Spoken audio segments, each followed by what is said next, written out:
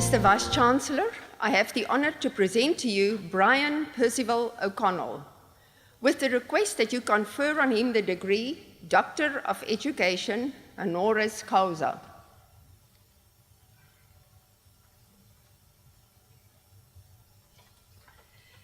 The decision by Council and Senate to award him this degree has been taken on the grounds of the following considerations. Deeply committed to the education in South Africa, Professor Brian O'Connell has proven himself a formidable leader at all levels of the sector, driving the pursuit of even better education for all. Born in District 6, Professor O'Connell's career attests to his widely felt impact on the full spectrum of the South African education. Starting out as a teacher in Ravensmead, he progressed to become the first post-apartheid Superintendent General of the Western Cape Education.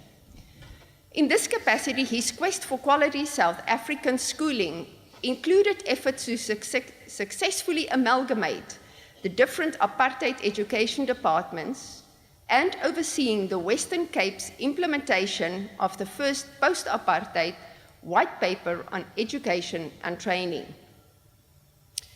Dames en here, wat die onderwysfeer betref, was Brian Percival O'Connell eerstens as senior dosent by Universiteit van Wes-Kaapland aangestel. Hierna beweeg hy as rektor van Athlone Onderwys College, gevolg deur direkteurskap van Peninsula Technikon se onderwysfakulteit. Dit het egter nie hier gebly. In 2001 word hy aangestel as rektor van die Universiteit van Wes-Kaap tot sy uittrede in 2014. Onder leiding van professor O'Connell het die IWK 'n leier in Afrika geword. Die instelling word konsekwent as een van die vasteland se 10 beste universiteite beskou, wat die belang onderstreep van sy vasberadenheid om 'n samesmelting met Peninsula Technikon vroeg in die jaar 2000 te voorkom. Ladies and gentlemen, at the turn of the century, grappling with the changed environment of post-apartheid South Africa, a dramatic drop in student numbers has plunged UWC into financial trouble, with looming retrenchments and seemingly insurmountable debt. Believing that the institution was beyond rescue, the new government scheduled UWC to be merged with Peninsula Technikon. It was in this turbulent time that Professor O'Connell persuaded his university community not to resort to violent opposition to the state, and through engagement convinced government of the value of the UWC brand, for its contribution it has made to the freedom struggle. He embarked on a journey of tireless efforts to develop the institution into the eminent place of higher education today. This work has led to international acclaim. In 2013, Her Royal Highness, Princess Astrid of Belgium, presented Professor O'Connell with the title of Commander of the Order of Leopold, for not just strengthening ties between UWC and Belgium, but also raising UWC's profile globally. Professor O'Connell's service to society extends even further. Apart from having written extensively on education and the legacy of apartheid, he has served on many boards and committees, including the South African Qualifications Authority. He is a former chair of the National Access Consortium of the Western Cape, recently stepped down as the chair of the Community Chest, which is a United Way international affiliate, and still chairs the Institute for Justice and Reconciliation.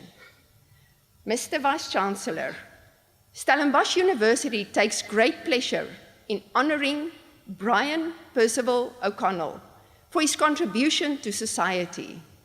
I hereby request that you confer on him the degree Doctor of Education honoris causa for his tireless efforts establishing our neighbouring institution, the University of the Western Cape, as one of Africa's best, for his commitment to the full spectrum of education in South Africa, and for his visionary leadership in the sector as a whole, ensuring that education will never again be for the privilege of only a few.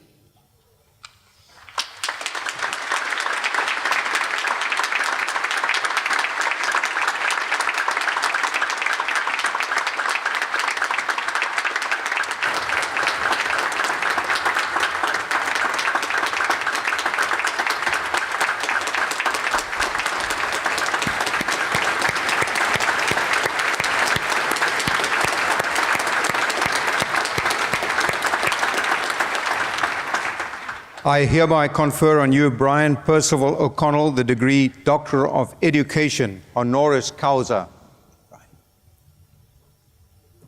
Congratulations.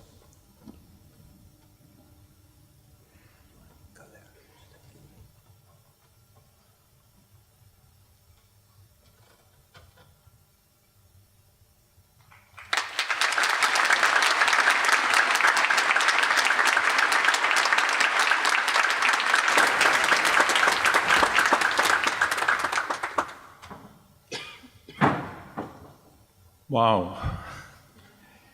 I was told that I was to say a few words. I can't say a few words. Too many words to say. But let me just say that behind every successful man is a strong woman, so they say. I support that. But my strong woman, Judith, my wife, is always next to me, not behind me. I salute my dear wife, who has carried of her family and who gave me the space I needed, even while she worked full-time as a teacher, a high school principal, and now working for the Western Cape government. I salute also my children and my wife's family, our family, wonderful, caring people, always eager to support one another. I wish to thank Stellenbosch University for considering me good enough for my name and that of my beloved alma mater, UWC, being linked to your university through this wonderful award. I shall treasure it always. I must also consider the entire range of students and staffs who worked with me in 8 institutions, but especially UWC, where the slogan is from hope to action through knowledge. This slogan says to the individual, to the institution, and to the world that we must continue to hope, but hope without action is fantasy, pipe dream. With it must come the best knowledge possible in order to succeed. And as Manuel Castells said it, if knowledge is the electricity of the new information international economy, then institutions of higher education are the power sources on which a new development process must rely. Do you know what it means to you? You are the powerful sources. You are the ones who must go there, and as we get our difficulty, both difficulty with I'm sorry, I do these things. You are what is regarded as the vanguard, the ones who will save the world. So I say, why are the emphasis on knowledge? One might ask. The answer is simple. Without the best knowledge available and used for good purpose, catastrophic things can and will happen. Here are some examples of the absence of sense-making in South Africa, which has caused and is still causing extreme damage to our future, and again, for you to deal with that. The absence of national unity. We are not a nation. The low levels of education, the HIV debacle, where shame, politics, and culture trumped science. The absence of skepticism, where one is just expected that will be told something and you must not challenge it. And for me now personally, the destruction of strong communities like District 6, where I was born and raised for 25 years, and where not a single person went to bed hungry or without shelter.